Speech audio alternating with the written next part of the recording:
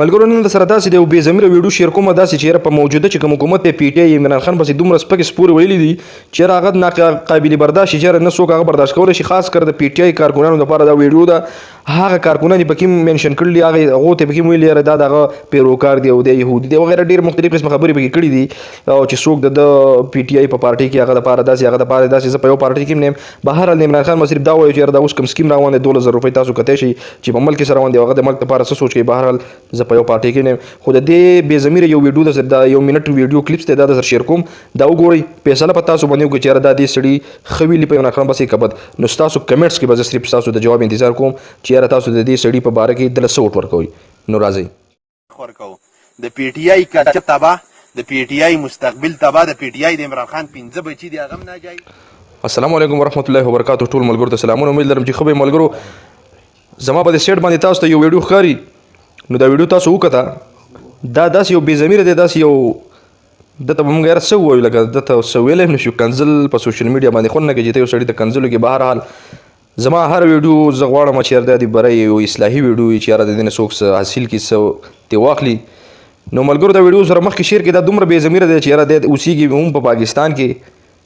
لکه دی داسې کوي چې په کوم تالي کې خوري هغې له لته ورکوي دی د دې به داسې حساب مونږ واخلو که نه.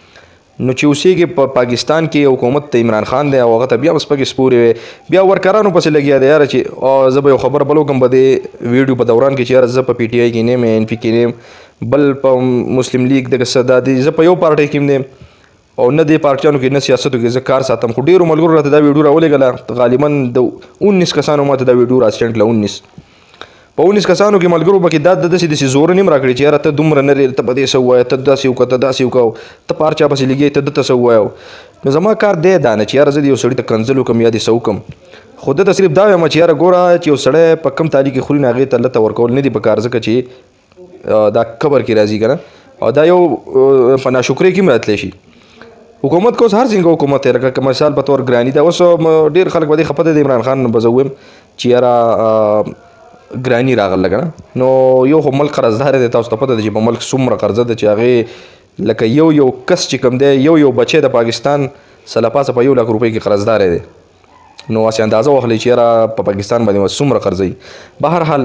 ډېره خوانیزو خو دا چې هر څوک دی نو دته به زموږ صرف دا پیغام یاره او دا ویډیو ډېره مخکینی ویډیو د ټولو ملګرو ته مې په ریپلای کې دا هم ویلي دي چې یاره ویډیو یو ډېره مخکینی را سینډ کړې ده څه پې ویل نه غواړم نه پې څه پکار دي چې ووایم ځکه بیا ډېر ملګري دا کمنټس کوي چې یاره ویډیو خو تا ډېره مخکینی ویډیو شیر کړه. نو هغه ملګرو ته مې دا خواست دی چې یاره داسې قسمه ویډیوګانې مه رالیږئ یا مه شیر کوئ مهرباني وکړئ. دا په خپله باندې چې یو سړی ضمیر نه لري که نه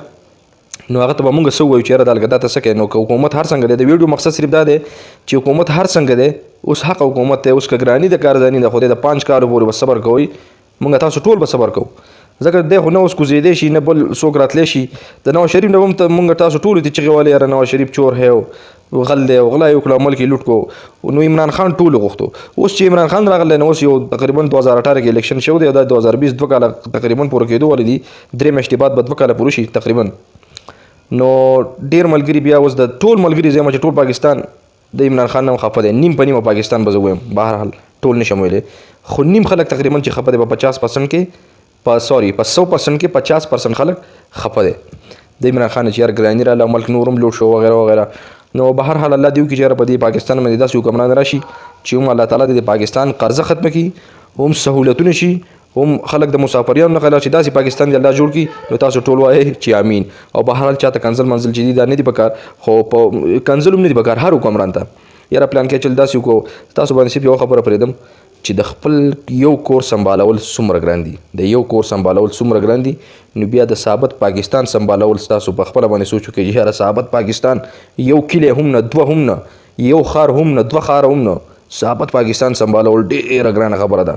او بیا په داسې غربت ملک کې داسې غریب ملک کې داسې په قرضداري ملک کې دا ملک ځای ته راوستل د ډېره زیاته ګران کار دی ډېره زیاته ګرانه خبره ده. نو الله دې په موږ باندې دا ټولې ګرانې اساني کړي. ملګرو کنځل هیڅ چاته مه کوئ خو دې کس ډېر زیات بد کړلي ویډیو ورته تاسو وکته نو ډېر زیات بدي کړلي په کار ول داسې نو چې حکومت پسې ته داسې وایي. بهرحال د پارټي په جدا هغې سره زموږ کار نشته. نو دغه ویډیو مقصد صرف دا و چې یاره چا پسې کنځل مه کوئ او اوس حکومت هر څنګه دی نو صرف صبر به کوو چې یاره الله تعالی زموږ د مشکلات اسان کړي.